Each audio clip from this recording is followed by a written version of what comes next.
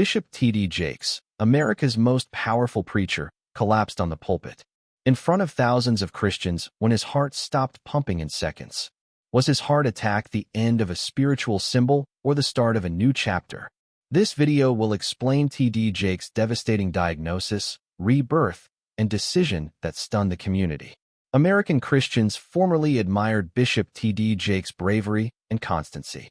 I wonder if you're hearing things in your head that are preventing you from living your greatest life because you won't mute them.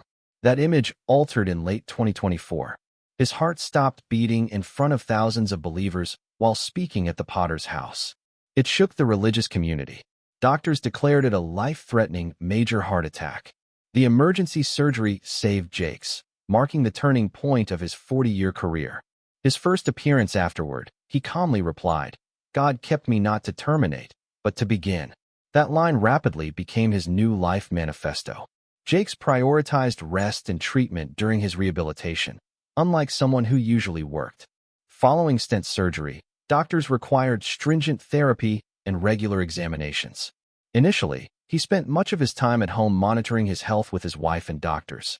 Jakes said he had to relearn how to breathe, listen to his body, and let go of pressure. The heart attack showed him that even the strongest have limits, he said. An early 2025 online sharing. Jakes also surprised many by resigning as senior pastor of the Potter's House, the church he founded and served for nearly 30 years. In a ceremony attended by hundreds, he handed over leadership to his daughter, Sarah Jakes Roberts. "Absolutely. I make God's meeting my personal commitment to build an altar when there's something in that message that switches on the light or serious ceremony." When he remarked, "This is not a farewell." Flame passing. Jakes has only attended certain significant event or TV sermons since the incident. He leads by ideas rather than preaching weekly. Medical professionals say his heart is recuperating nicely, but he must monitor his blood pressure, stress, and exercise. Slowing down was alien to someone who managed dozens of projects. Jakes wrote and reflected during his rehabilitation. Despite obstacles, he wrote Heart of a Shepherd about leadership. "I used to think power came from accomplishing a lot," he said at a religious conference. "I now realize that true power is stopping at the proper time to protect the rest." Many saw Jakes turn illness fear into enthusiasm.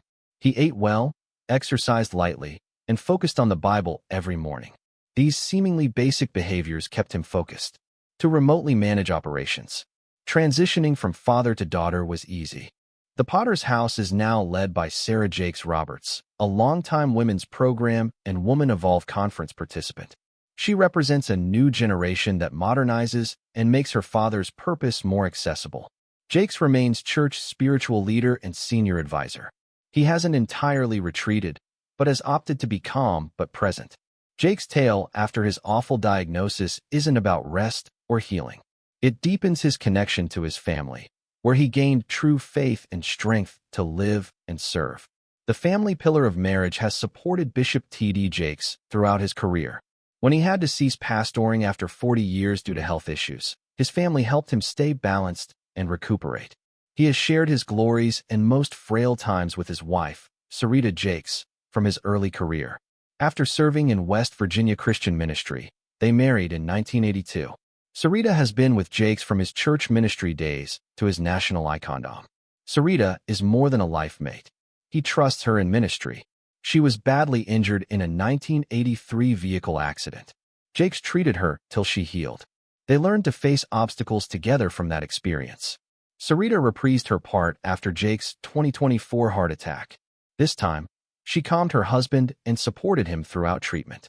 Jakes calls his wife the quiet strength behind me in his health updates. They went to treatment together. They changed their diet and work schedule. Sarita helped Jakes stay disciplined while recovering physically and mentally.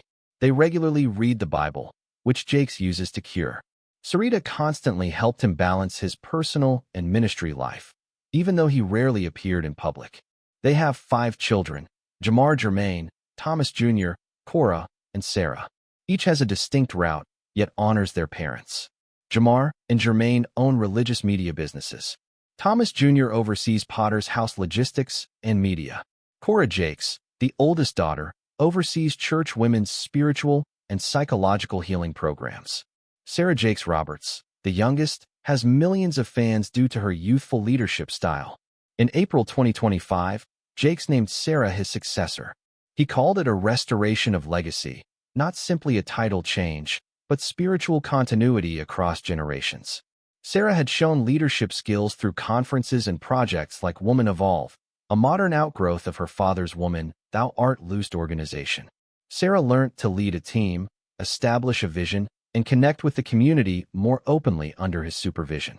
Her daughter's inheritance was a family decision and a way to safeguard the Potter's House values. Jakes stated in an internal sharing session, "My generation built the foundation, my children will enhance it." His longtime leadership is evident in the quote.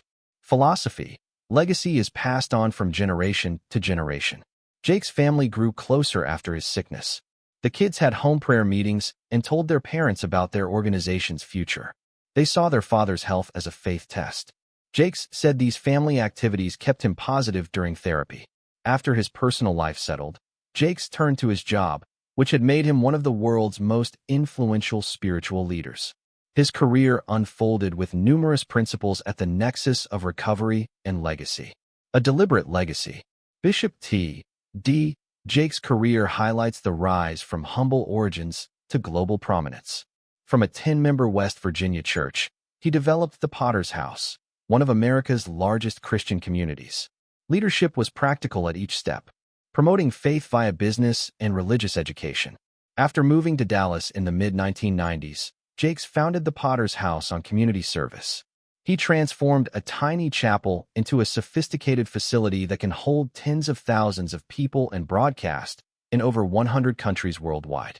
Jakes believes evangelism should change people's lives as well as their faith.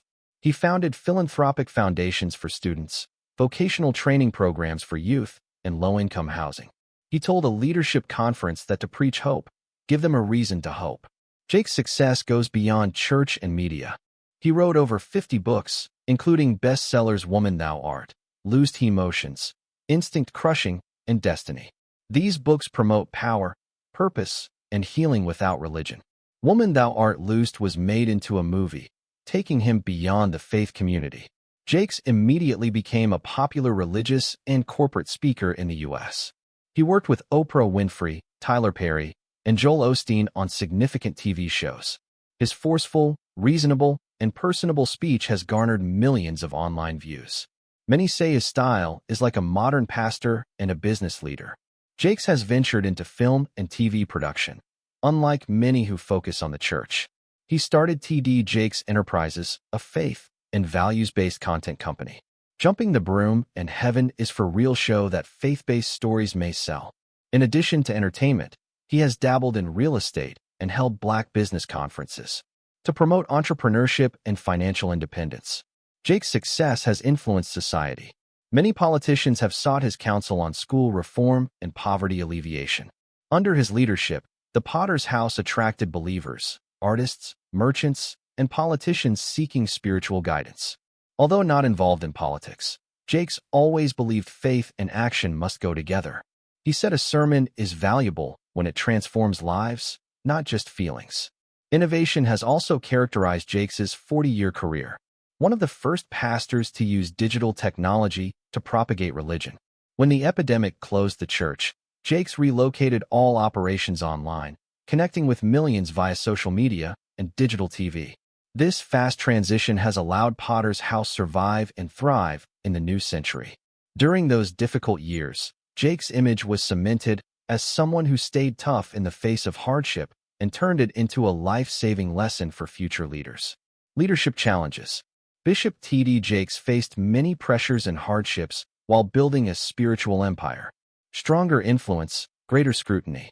He knew better than anyone that leadership is about motivating and enduring pressure.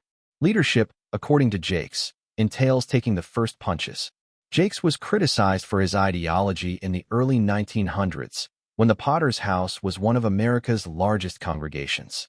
Some thought his modern Bible interpretation overshadowed traditional values. Under such circumstances, Jakes openly stated his total belief in the Trinity and the importance of faith in modern life. He chose to debate rather than refute, emphasizing that all doctrines must be grasped in human life. Fame raised financial, charitable, and management questions. Jakes had to be transparent because the Potter's House has a tens of millions-dollar budget. He annually produced an independent audit report confirming that all revenue and spending supported education relief and community development. At a Dallas press conference, he claimed he manages for God and people, not praise. Jakes struggled with organizational constraints and physical wear and tear from constant work. His busy schedule and international events stressed him out. Despite medical advice to minimize his workload, he led social activities, films, and large conferences. This intensity caused his health to deteriorate over time, resulting to a heart attack in 2024. Jakes has faced internal criticism and social media controversies in recent years. Images and details regarding entertainment industry gatherings sparked public debate. Jakes calmly said that all appearances were part of media cooperation to teach youth positive values. He claimed he was always willing to work with important people to spread faith. Never pick where I'm loved. In speaking, he said he chooses where to alter. Career problems have helped Jake lead steadfastly. He confronts rather than avoids. He preaches tolerance to encourage people to continue in the face of criticism. A position is not leadership. At a religious leadership conference, he said it's staying cool when everything is out of control. This mentality makes him a role model for many young pastors who perceive him as resilient. His journey is directly tied to his roots, where his character and resilience were forged early on, helping him withstand the peaks and trials. Thomas Dexter Jakes was born in 1957 in South Charleston, West Virginia, to working-class parents. Mother Odette Patton and father Ernest Jakes Sr. managed a small industrial cleaning business. Jakes taught home economics. The Vandalia area was impoverished, thus everyone worked hard. Jakes grew up learning discipline and hard work by waking up early with his father to help with chores and listening to his mother teach in the small room at the back of the home in the evenings. This environment fostered his independence and compassion. Jake's father died of renal illness in 1973 when he was 16. He matured earlier than his peers after the breadwinner died. While caring for his father, he saw his mother overcome grief and learned the power of faith. Jakes became more involved in local church activities, supported the community, and found solace in assisting others after the funeral. He felt a tremendous calling to preach at this time. Jakes attended high school and college while working part-time to pay his costs. After studying chemistry at West Virginia State University, he joined the religion instead of doing research. The rationale was straightforward. He learned that speaking about hope and change made him happier than working in the lab. After graduating, Jakes focused on ministry and was ordained in his early 20s. At first, life was hard for him. His first church, Greater Emmanuel Temple of Faith, had a few dozen members. He prepared sermons, cleaned, and drove about to communicate his faith. Each journey was an endurance test and an opportunity to improve his speaking and community connection. The talks were unbroadcast. There were no cameras, just Jake's notion that words may alter lives. Jake's childhood poverty helped him see people really. He realized that faith must be linked to action and that only true help can sustain spirit. This encounter inspired his leadership philosophy, which uses faith to enhance lives. When asked years later why he built the Potter's House, he said, "I know what it's like to start from zero." If you liked this tale, please like, share, and subscribe to the channel to get future updates. Share what impressed you most about Bishop T.D. Jakes' journey below to inspire others. Thanks for watching.